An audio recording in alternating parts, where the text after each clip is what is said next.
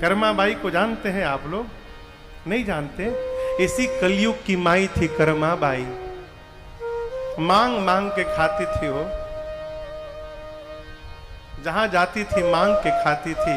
एक दिन कन्हैया के मंदिर में गई, दोपहर में तो देखी कि दोपहर में पुजारी जी भोग लगा रहे थे। कर्मा माई बोली, ठाकुर जी ये पंडित आपको भूखों मार डालेगा, बताओ सुबह से आपको भूखा रखा। प्रभु यहां तो मेरा कोई अधिकार नहीं है, लेकिन तुम एक काम करना, कल सवेरे 6 बजे आ जाना, भूख लगी होती है तुमको, मैं कुछ तुमको खिला दूंगी, उसके बाद बढ़िया चकाचक यहाँ 56 भोग पाना दिन में। बोल के गई और उसको विश्वास था कि मेरा कन्हैया अवश्य आएगा।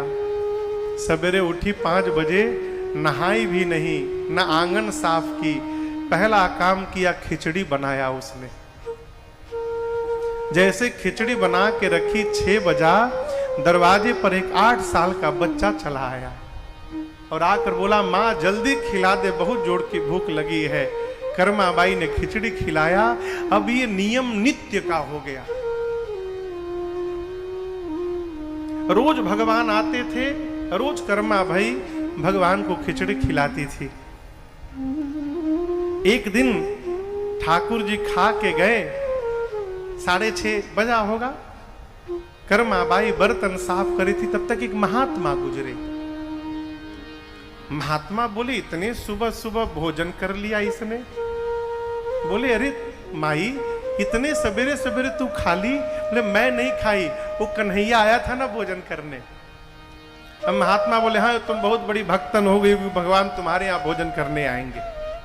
और तू भगवान को खिलाती तो ऐसे खिलाती है? अभी तूने स्वयं स्नान नहीं किया है, तेरा आंगन गंदा पड़ा हुआ है, बर्तन जूठे पड़े हैं।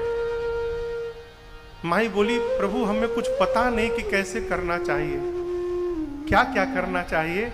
महात्मा बोले, पहले तू स्वयं नहाना, आंगन को साफ करना, लीपना आंगन को, बर्तन साफ करना, फिर साफ सुथरा करके फिर भोजन बनाना। बोली, कल से करूंगी। अगले दिन उठी, साफ सफाई करने में ही समय हो गया, खिचड़ी बनाए नहीं था, तब तक भगवान चले आए। अब बोले, माँ जल्दी खिला। माई बनाई नहीं तो क्या खिलाएगी? जल्दी जल्दी बनाई। उधर पंडित जी महाराज मंदिर का पट खोलने के लिए घंटा पीट रहे हैं कि अब पट खोला जाएगा। भगवान अभी 2 ही 3 कौर खाए थे, जैसे देखे कि पंडित जी पट खोलने वाले हैं, अब मंदिर से मैं गायब हूं, भगवान तुरंत भागे। और आपको सत्य बताऊं माई बाप, जब पुजारी जी ने मंदिर का पट खोला न हो, तो ठाकुर जी के विग्रह में उनके दाहिने हाथ पर और भगवान के मुख पर खिचड़ी लगा हुआ था। मंदिर में पुजारी जी की मति घूम गई।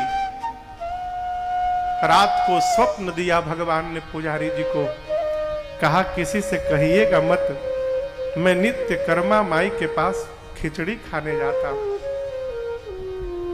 मैंने पढ़ा है, जब कर्मा बाई इस संसार में नहीं रही तो उसके बाद कई दिनों तक अगल बगल के लोगों को सवेरे सवेरे कर्मा बाई के घर से एक बच्चे के रोने की आवाज आती थी।